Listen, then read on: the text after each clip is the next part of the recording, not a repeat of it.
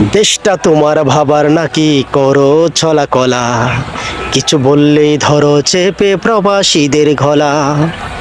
বাংলাদেশের যে আইন বিভাগ আছে, আমি বাংলাদেশের যে আইনমন্ত্রী আসিফ নজরুল, আমি আপনাকে সম্মান দেখিয়ে বলতেছি, কারণ আপনার একটি ভুলের কারণে যেন প্রবাসীরা দেশের প্রতি যেন ক্ষিপ্ত না হয়।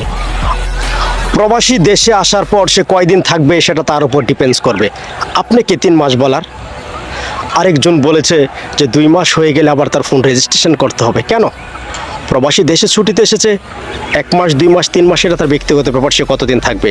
2 মাস হয়ে গেলে আবার ফোন রেজিস্ট্রেশন করতে হবে কেন? আমাদের এরকম ভুল ডিসিশনের কারণেই প্রবাসীরা রেমিটেন্স শাটডাউন করে দেয়। তো আসুন আমরা প্রবাসীদের প্রত্যেকটি দাবি মেনে নেই।